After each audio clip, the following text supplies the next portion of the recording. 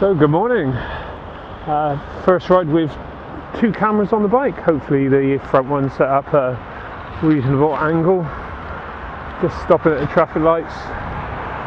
Got an Audi behind. Take a nice prime position so that I don't try and overtake as I pull away.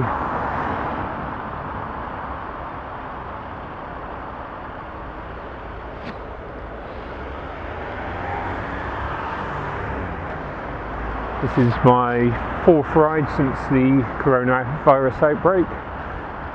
There we go. Amber. Let's go.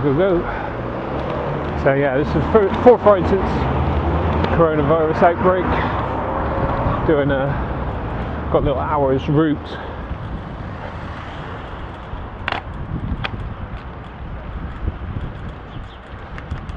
Yeah, I got an hour's route where I can get out and back within an hour for exercise. And as with all my rides, I tend to stay on the quieter roads where I can. So my social distancing should be pretty good today.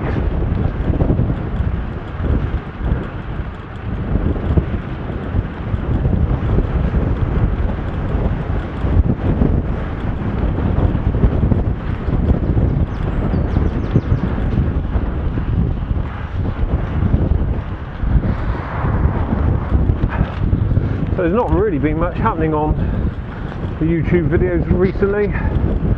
Not many videos coming up. I'm pretty sure this video today will be relatively boring, no doubt. I'm hoping to work out whether the Garmin software that I use for my Garmin Virbs will work.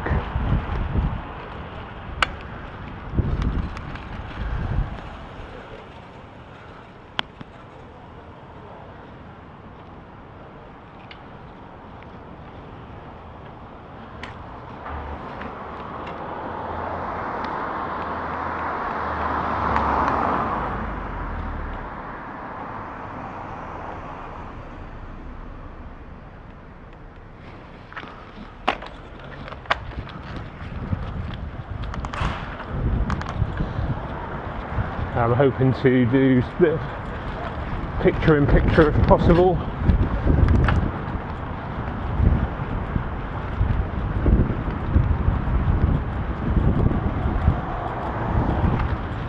Just conscious of that postman then, but a little bit distracted.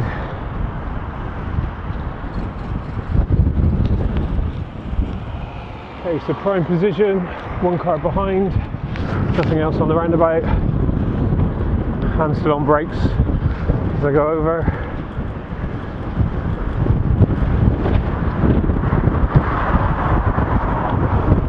Pedestrian ahead, car behind. I'm just going to move out.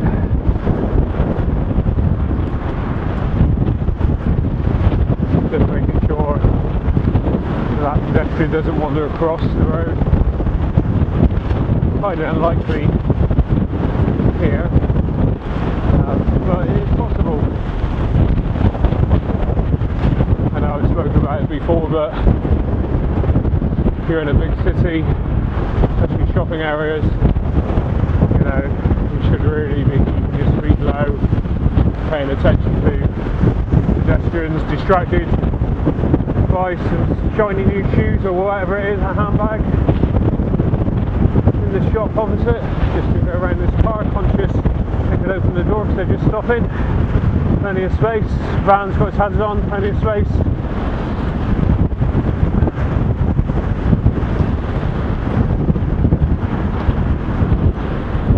Yeah, so just be careful in shopping centres. Van's going to overtake, nothing coming. Just ease off a second.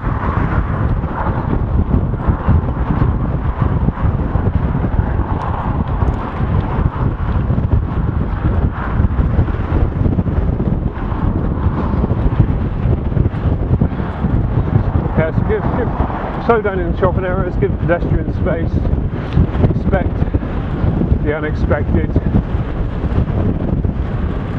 And yes, pedestrians should look, absolutely 100%. They walk straight out in front of you.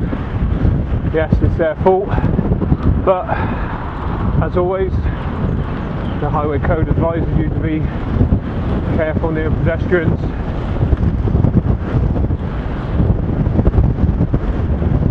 Personally, even if a pedestrian walked out in front of me, I'd feel pretty bad myself,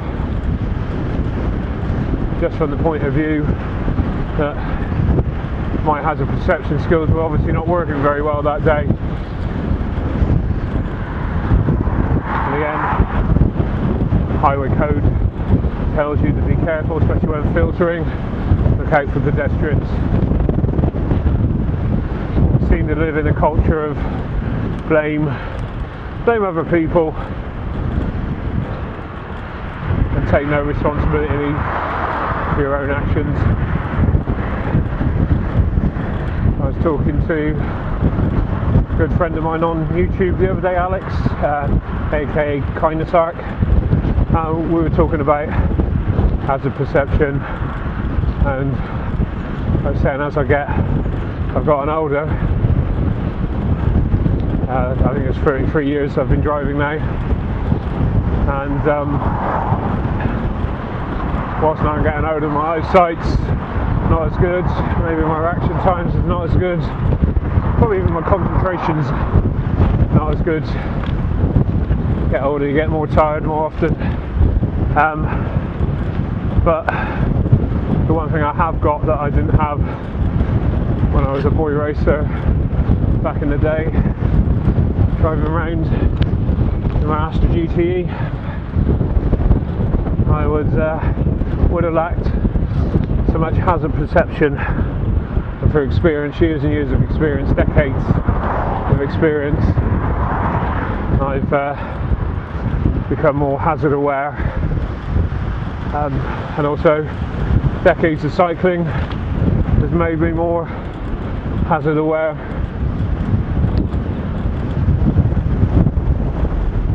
That's where having the two cameras is quite good, because as I'm labelled a mirror guy, which came from other vloggers referring to me as such, I thought I'd use that as my name.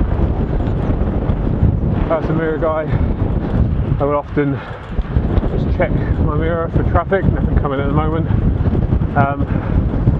and the earlier you see something approaching from behind, the more time you have adjusting your speed, your road position, and your reaction times to what's going to happen or potentially happen. So, again, using those skills, you can potentially try and deter dangerous driving.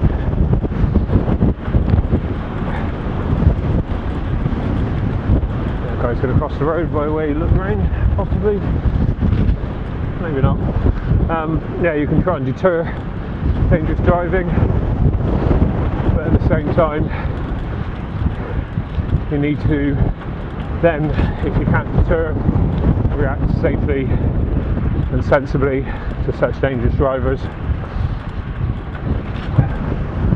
Something I often see not the case. Someone's acting dangerously, vloggers react aggressively,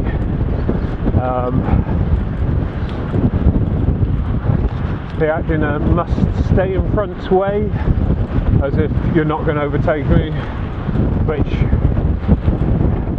is not only wrong, it's actually against the advice from the highway code. The highway code says never try to stop someone to try and overtake you. Always says maintain a steady speed, slowing down if necessary. And slowing down if necessary, sometimes something what you have to do, especially as a cyclist. You know, what I'm doing now, 20 miles an hour. We're pretty slow.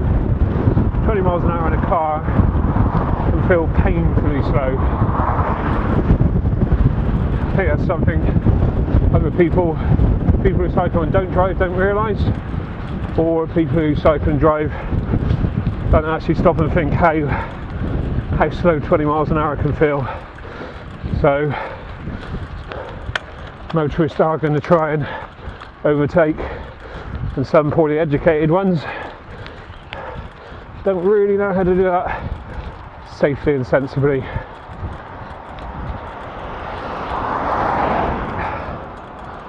Well, I must say the roads, even these quiet roads, are even quieter at the moment with the UK in lockdown. I'm coming from behind and move out, conscious of where they are.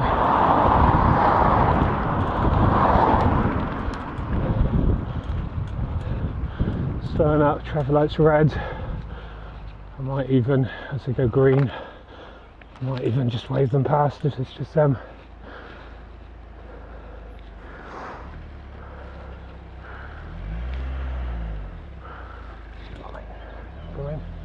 Yeah, I'll wave them around now. There we go. One of the best places to let someone pass, stop at traffic lights. Morning. One of the best places to let people pass.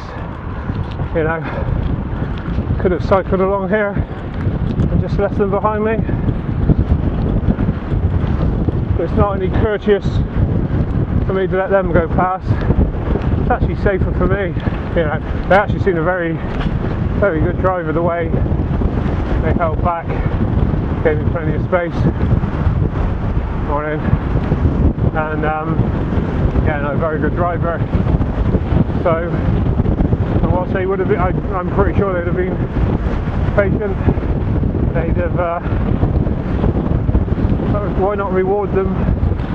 Let them go first. Conscious of the car coming, plenty of space. Lovely, nothing ahead. Very good pass.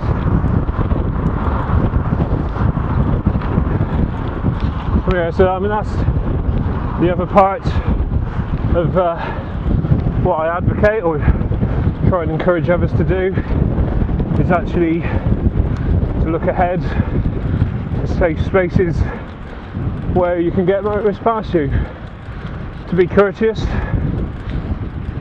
Now again, highway code says about not holding up traffic. I think a lot of people think that just applies to things like tractors holding up long lines of queues. The way I read it is anybody just going to turn off, just done a shoulder check, didn't bother indicating, not much point when there's nobody about.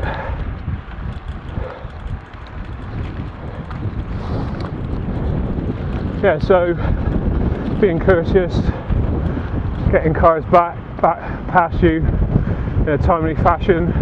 Appreciate in cities it's not so easy, but also in cities traffic is generally much slower, and certainly when you are in really heavy traffic, cycling is often the quicker form of transport. I think you still need to be aware that drivers will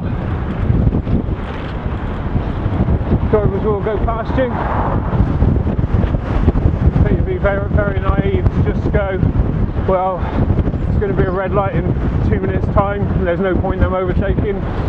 As a cyclist, you might well be aware of that. Watch as this car coming up.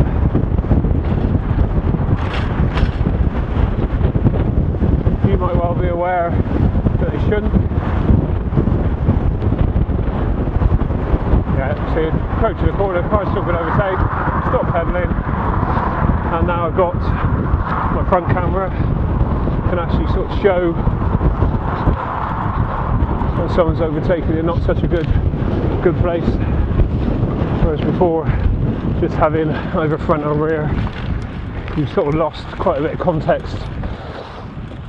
So yeah, in that situation, again, you know, going back to what I was saying about whether you should or shouldn't overtake, As a driver, I would have waited, but I'm a cyclist who's aware of bad driving. Many drivers aren't. So, see if this guy overtakes the guy on the corner ahead, or are they a good motorist? No, being good. Good overtake.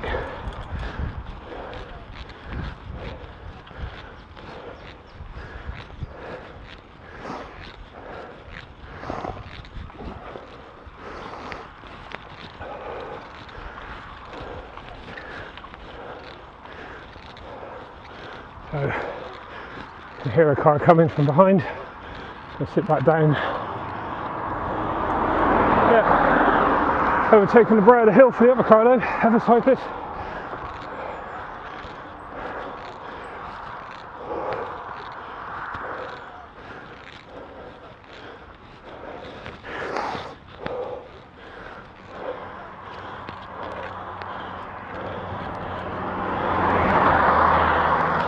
Yep, overtaking. So hit the corner.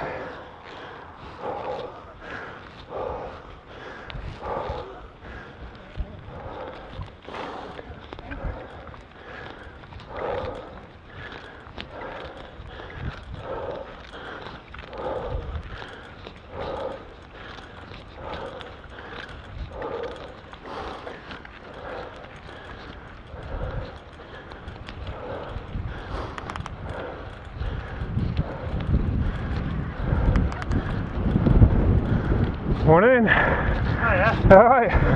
You're not a bit warm in that jacket? Okay. You're not a bit warm? No?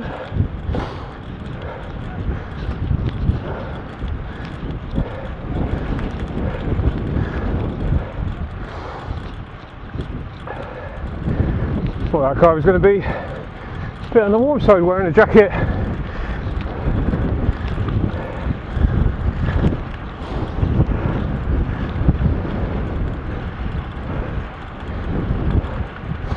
Did have the debate this morning of do I put a gilet on, keep the windshield off, but knowing I'm on a hilly ride today and it's only for an hour, I didn't think I'd be getting cold. In fairness, I think even if I had a gilet on this morning I'd be pretty warm, so how that guy's not boiling up in the bag I do not know, but then we're all different, aren't we?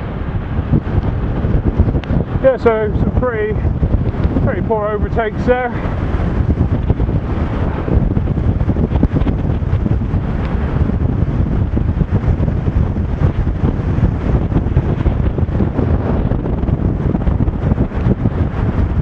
think I might have to look at my Garmin mount. My return on my front brake is a bit on the slow side. I don't know whether it's actually compressing the cable a little bit.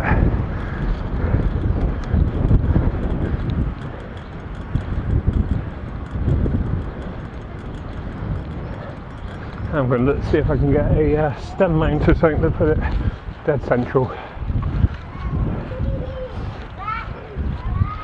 Anyone knows if you can get a stem mount for Garmin Virb, it'd be great. Indicating, punch the car behind, shoulder check, happy days.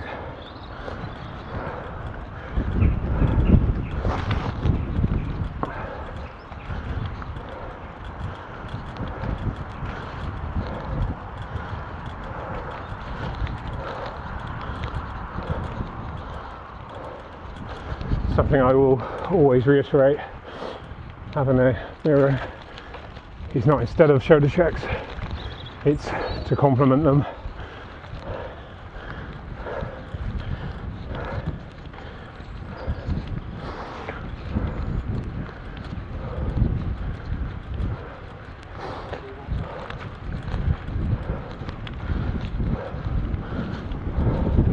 It's quite funny. Today it almost feels like a normal bike ride.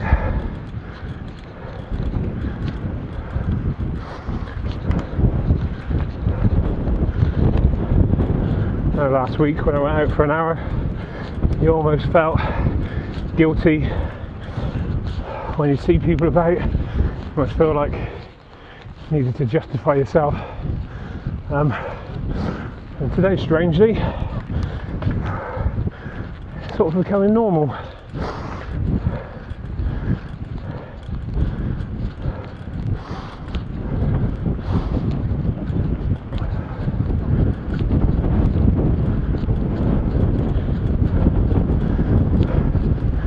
Funny seeing those two people stood several metres away chatting. It almost looks like they're having an argument.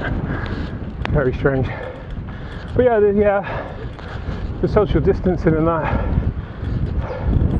well, I guess it affects everybody differently.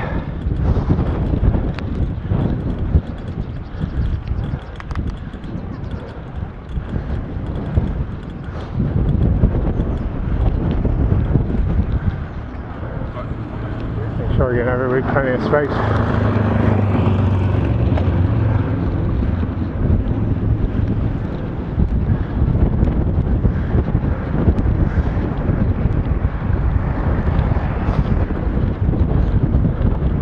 I think it affects people differently depending on where they live. Nice overtake. Yeah, and another good one. Car coming, so just conscious, moving over, making sure. I know it's nowhere near me to cut me in, but I'm always conscious of the cutting.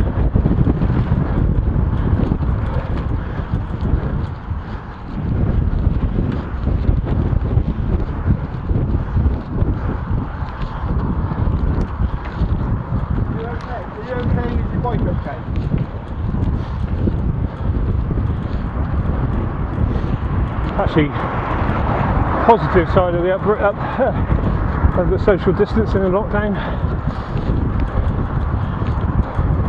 is that I see a lot more people walking recently. Last few weeks, to get my children out of the house at 9 and 11, we've been going out for walks.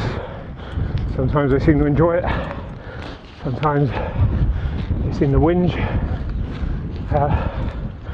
But yeah, it's nice.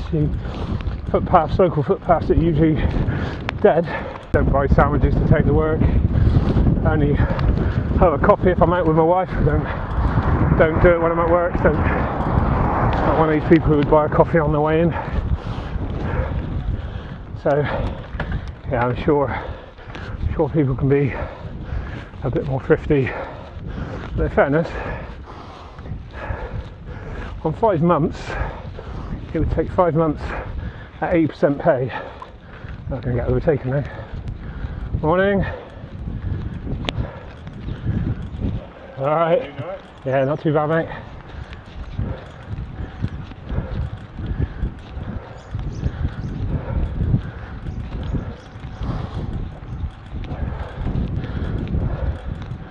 Yeah, so as I was saying, it would take 5 months of lockdown before you'd actually lose a whole month's pay, and technically it probably wouldn't be a full month's pay. Depends on your tax, I guess, so probably a small amount saving on tax. Still a lot of money. I'd like to hope we're not going to be locked down for 5 months. The other side of it is it possible for the British government to pay people for 5 months? I doubt it very much.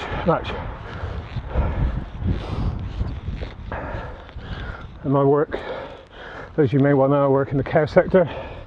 My wife's live as Mel, so we're actually still both working. My wife said it can be like Christmas this time of year at the moment, with I think people staying in and doing more online ordering, so they're pretty busy.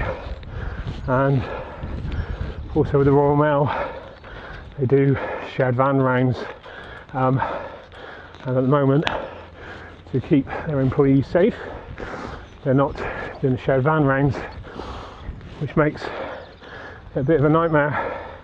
They are getting staff to follow delivery van around in their own cars. They are sorting out insurance for everybody and paying mileage. Not everybody wants to use their own cars, understand that. So what it does mean is the people who are willing to use their cars are getting moved a bit more from pillar to post, which we're all mucking in, but it does make my wife anxious that when she turns up to work she doesn't know she's going to be put on a round that she doesn't know. So yeah, it's, even for people working, it has an effect. We both a couple of weeks ago developed a cough, so my wife was off for a week. Fortunately Royal Mail pays her sick pay, happy days. I was off for 2, and my company will only get statutory sick pay, so I lost basically half a month's wage, but certainly not going to complain. And we've also had our holiday cancelled, so I had a slight cough, my wife had a slight cough. Normal circumstances I would have worked, so kind of treated it as a holiday. Got some decorating done, a few DIY jobs. Never got around to washing my bike though, it's crazy. Yeah, so I have been affected financially negatively by the coronavirus. Probably would have took 3 months, 2-3 months for someone to lose that on furlough. I guess depends on, I'm going on my wages. If I was furloughed, it'd probably take me 2-3 months to lose the money I lost in 2 weeks. But on the other side of things, my holiday that's been cancelled, we're getting paid that. So it's overtime's flat rate, so I kind of look at it that way.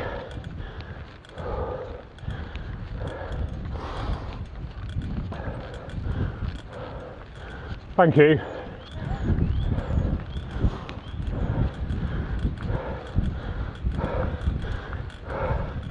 You don't usually see people walking down here. Yeah, and to counteract the loss, the weekend gone was my weekend off, and I was meant to have the Monday off, and rather than stay home, because I was out of 2 weeks of quarantine, I picked up 3 14-hour shifts, so effectively done 42 hours overtime. So I've already called back over a week's pay and figuring in the statutory sick pay, probably half a week, and yeah, so then lots of holidays. I'm going to actually be up financially, and it was nice once I got my head around it. Apparently, because I thought I was only going to have to self-isolate for a week, and as I got off the phone to my boss and the area manager, I think I went, oh for fuck's sake, and I don't think I quite hung up, but yeah, a little bit frustrated, but once I got my head around it and justified I was going to keep ticking over. I mean, in fairness, it wasn't even about not being able to afford things. It was more about not going backwards. Might seem a bit selfish, but I do regularly work long hours, 14-hour shifts, picking up overtime regularly, and you know what, trying to move forward in my life, slowly doing up my house. Anybody who owns a home knows, certainly if you own a home like ours, 100 years old, 3-bed and the terrace Victorian house, you know, they can take quite a bit of upkeep. And I'm certainly getting to the point where I think I need to replace the roof probably next year. In the middle of trying to build a workshop in my garden, keep my bikes secure. I say bike, and my wife's bikes, and my family's bikes. Keep them secure. So yeah, so it is a bit selfish, I guess, when people, you know, who from all backgrounds I've been putting in lots of stress, lots of financial difficulty. Hopefully it will be short term. I was having a conversation with someone on one of the, I think it was one of Sylvia Diego's video, where Sylvia had shown the difference between April 2020 and April 2019, which I thought was a really good video to reassure people that, you know, the majority of people are following the rules. Yes, there's a few people who don't. Working in the care sector, people with learning disabilities and with mental health, I think as a nation we have to understand that some people just don't understand the lockdown. So the individuals I support, you know, they've actually done very well because they've lost contact with families, as we all have. They've lost the ability to go out to the community, as we all have, apart from exercise and shopping. A bit different for people who are still working. Just feel a touch of normality. Would it be nice to have been furloughed for a few months if I could have afforded it? Yeah, sure I could have afforded it. Having worked full time since the age of 16, what's that, 34 years this year, in full-time employment for 34 years, having a few months off, but that's been quite nice. But I think at the same time there would have been the financial stress gone on 80%. Like I said, probably could have easily done it just by being a lot more strict on our spending, a bit more thrifty with meals. The uncertainty of how long that would have gone on certainly would have been stressful. The uncertainty of whether the business you're in would financially collapse at the end of that furlough period would seriously been a stress. It's one thing receiving 80% pay, it's another thing considering you may well be out of work. That said, I mean, I think they hope the UK economy should bounce back. Obviously, government debt through austerity has been very much whittled down. We'll be back to days of pre-austerity, but as is the majority of the world, hopefully the austerity period that some disagreed with, hopefully that will show how good it was given the circumstances. So yeah, maybe worth a moment thinking for all the austerity we've been through on how positive impact that might be on us getting back to a recovery after the coronavirus.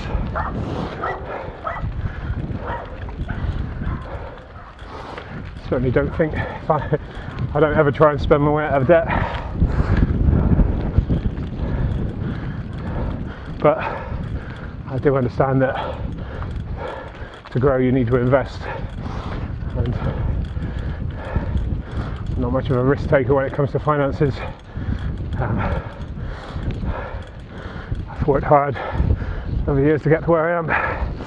Certainly don't want to start risking all that money.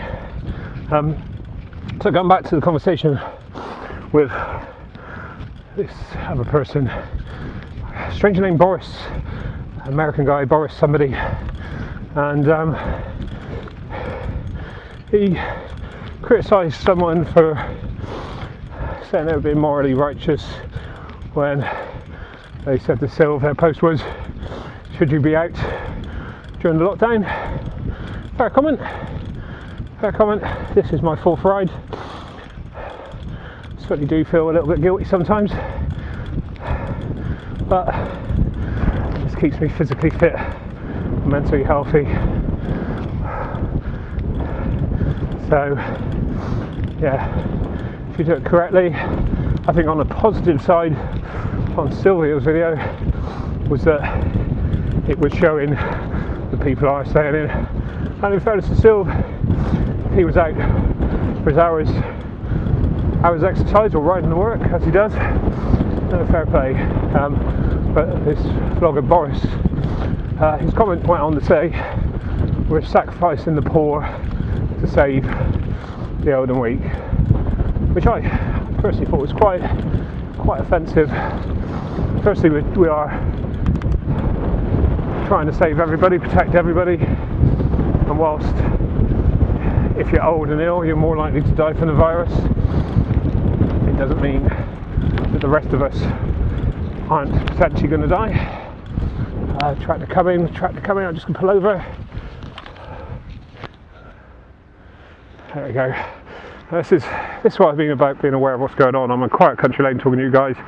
Seen the tractor coming from behind, seen the tractor coming ahead, and I'll just pull over, let this guy go, and then let this guy go. Yeah. Might push me over my 1 hour lockdown, you never know, but just let him go. Yeah, so this guy was saying we are basically sacrificing the poor. We're not. There's been a lot of measures put in place. The 80%, as we were saying, 80% furlough pay from the government, and let's get going again. 8% furlough pay. For the self-employed, there's schemes, and yes, there will be poor people who miss out. There will also be some rich people who lose absolutely everything through this. It literally is not going to be just the poor who lose out. We're all going to lose out because, every single person, the debt that's going to incur, rich, poor, whatever, we're going to all have to be socially responsible and pay the debt that as a nation we're accruing, and hopefully help other nations. I think there's £400 million pot helping other countries announced, I think. So, and yes, it's going to be hard. Well, the guy sort of, I agree that malnutrition can lead to deaths, and that lack of people not being able to afford heating can lead to death, mainly in the old. So we're not actually sacrificing the old to protect the old and weak. No, everybody's affected, and as a country, you certainly wouldn't be trying to sacrifice. People are trying to save lives. One thing I pointed out, again, is understanding the point of social distancing. It's about limiting the amount of pressure put on the NHS. If we didn't self-isolate, I'm pretty sure if we didn't, and cases and deaths grew exponentially, the death rate would go through the roof. Which probably would like to be the poor and the old, as much as the old and the unwell. What potentially you could have collapse of the NHS, and someone who works in the care sector, I'm pretty sure if I was in that hospital setting and each day the general public just carried on spreading the disease, and each day the cases kept going up, and my colleagues kept dying, and there was more workload for me to try and do, I think eventually I'd go, fuck it, I'm not going to work. I don't want nobody else is carrying. I'm not going to risk my life to go to work if the rest of society is not going to work and help. So when you think about the slogan, stay home, protect the NHS, save lives, it does make sense. You protect the NHS, you keep the NHS going, not just saving lives from delaying and hopefully receding outbreak, we're saving lives by making it possible to treat not only the old and weak, as the gentleman said we were protecting, it will be people like Boris Johnson, who's, I hope you don't think he's old at, what's he, 55? From all accounts he's quite a physically fit person, so yeah, I don't believe he's old and weak, and certainly he's someone who's achieved in his life, and if he was affected, it wouldn't be the poor being affected, that'd be the wealthy, because for whatever reason he's a wealthy man, and I certainly don't begrudge anybody for being wealthy. People who are willing to work hard in this country, potentially risk everything by investing in businesses, or however, I don't know how Boris made his money, I've never looked into it, doesn't really concern me, as long as he's doing a good job. I was sceptical about him being a Prime Minister, I wasn't keen, I must admit, but I think given the circumstances of where we are, I certainly think he'd have a much better Prime Minister for the coronavirus, certainly. Morning.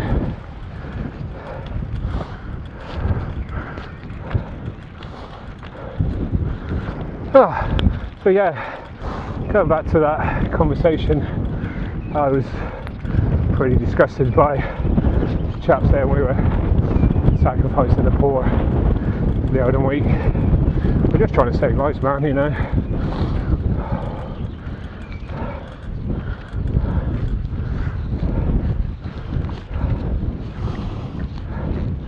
So say in the town I live, people are doing good social distancing. At work, it's very difficult. Nature. Somebody else coming at me. Oh, what's going on, man? That's two today.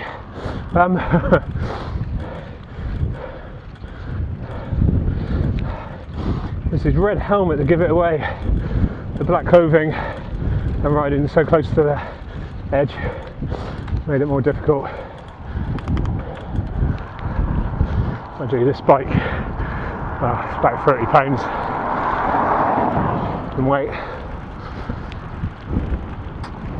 That's my excuse anyway. Mudguards not helping to the aerodynamics, and I'm getting old and unfit.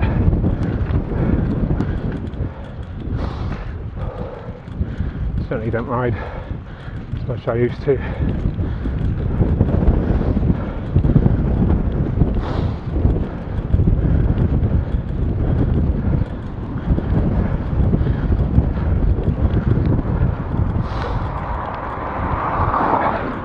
Oh, I'm not getting overtaken. Maybe he was pushing himself to catch me, I don't know. But he's gone into that layby.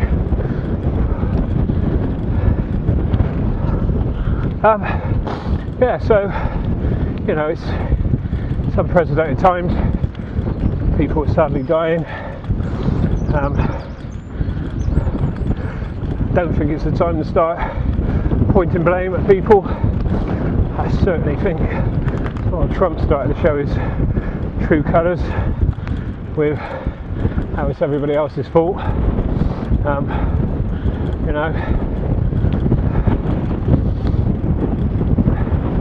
it's not, it's a virus. We've been told that something like this could happen. The conspiracy theorists out there. Was the Black Death, the Spanish flu, bubonic plague, all those previous outbreaks that killed off thousands and thousands, hundreds of thousands of people, not millions, around the world. You know, they wouldn't be made by scientists. Equally, I think this is someone walking.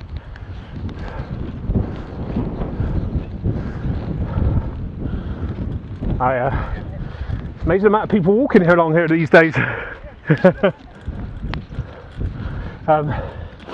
Yeah, I think on the positive side, I think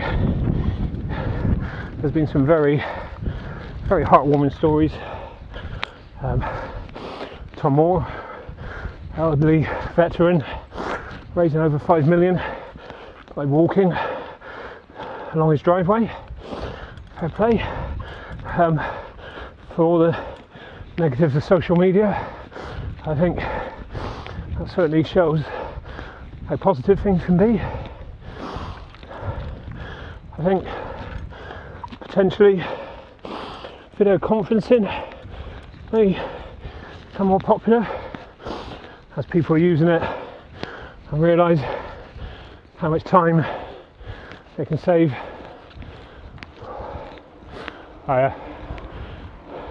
How much time they can save by just doing video conferences rather than physically having to drive somewhere, which kind of reverts back to a story about Greta Thunberg, whatever her name is, I can't remember, doing the travelling to America by a solar-powered turbine boat. She could have attended by video conferencing. The amount of CO2 that went into building that boat, phenomenal, absolutely phenomenal. Totally one for, so I ride past a wood turbine, if you can see on my right, 2 wood turbines, fairness, more for green energy. But even if you're using an electric car, the car still has to use energy, and even if that energy comes from 100% renewable source, that energy could have been used to power something else that isn't being powered from a renewable source at the moment. When we get to 100% renewable, fair play, but even then you've got to think at CO2 costs of production.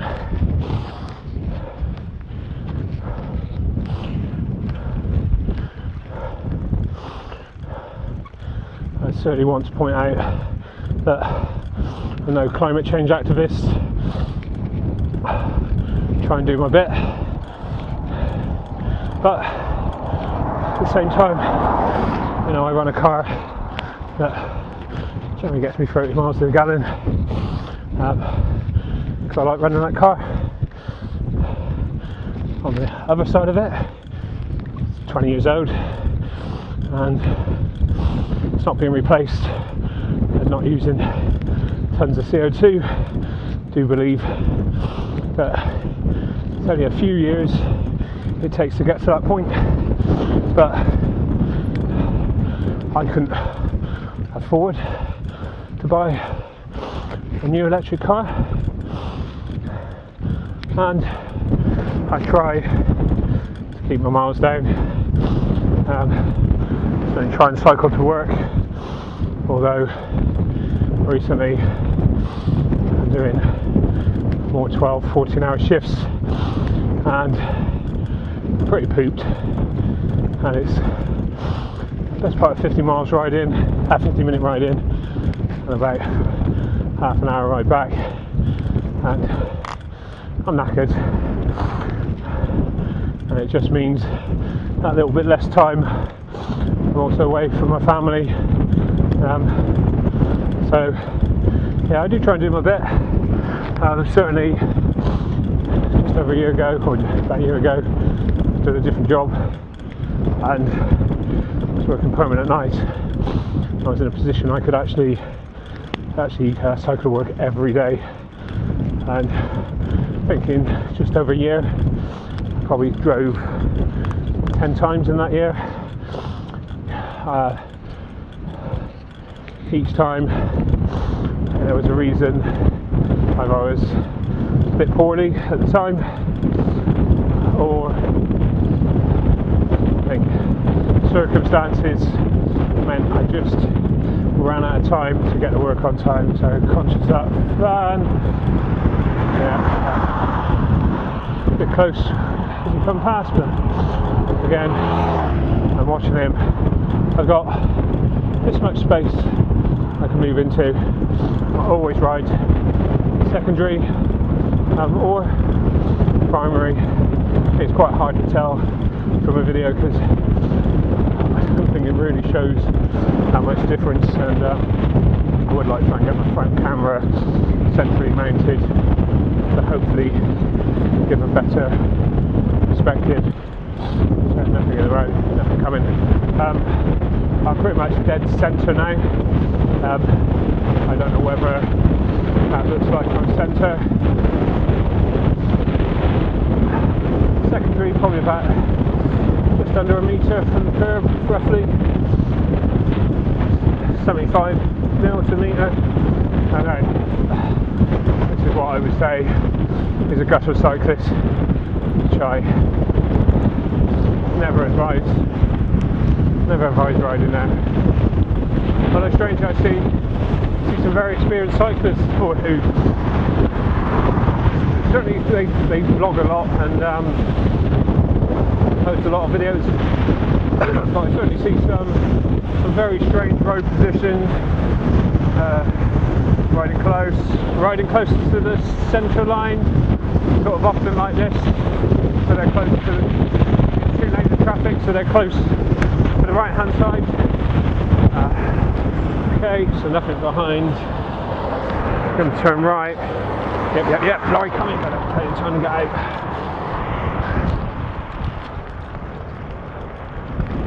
Take a good, should be going a pretty good speed down here. I'm already at 20 miles an hour.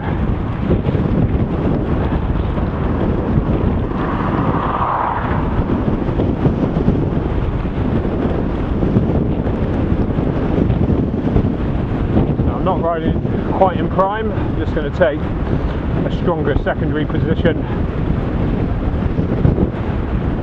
I don't want that lorry passing me. I should hit 30, maybe 35 down this hill.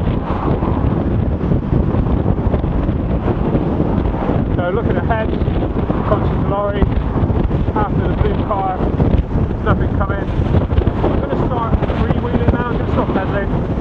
28 miles an hour, there's a cyclist.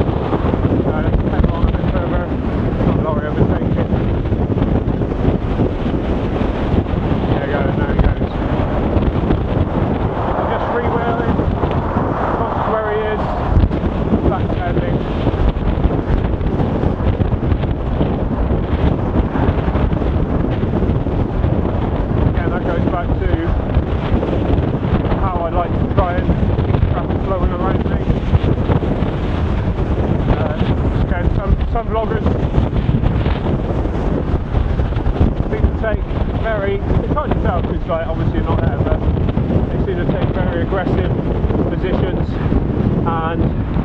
when people start overtaking, I've seen cyclists move out towards them, speeding up, and really the advice is maintain your speed, slowing down if necessary. One car,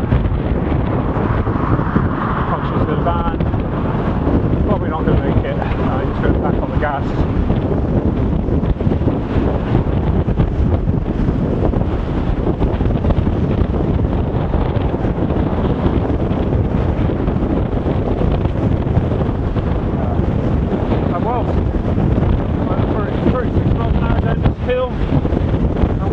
Argue, well, you're going at good speed. What will happen is this hill, this is why I'm proactive, that van is now going to get stuck behind me as my speed drops down as I approach a windy road where traffic can go quite fast. Good secondary position, van's behaving himself. That's very good. Had a few very poor overtakes along here. Is he going to go? Yeah. I'm going to ease off, let the guy go past, and then start pedalling again. I'm not going to go full gas on that short straight because the situation ahead can change pretty quickly. So this guy shouldn't really overtake here. Stop, pedaling, going past.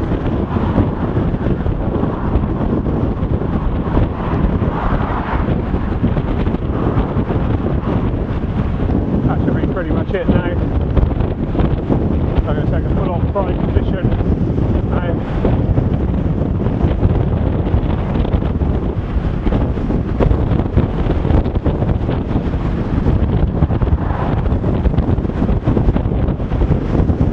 A friend of mine was defending 70 metres still, shopping centre to my left, and seen one car going to pull out or turn in, into the second car, and they pulled straight into his path, hit him off. And he's actually a very sensible descender, and he said he was doing 20-25 down there. I've just done probably 40. Which, where's this guy going? Sensible, pull back in.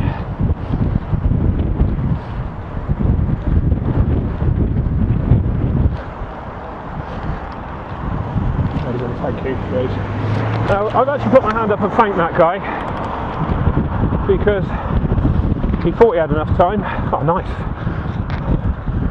rainbow canopy there, like that.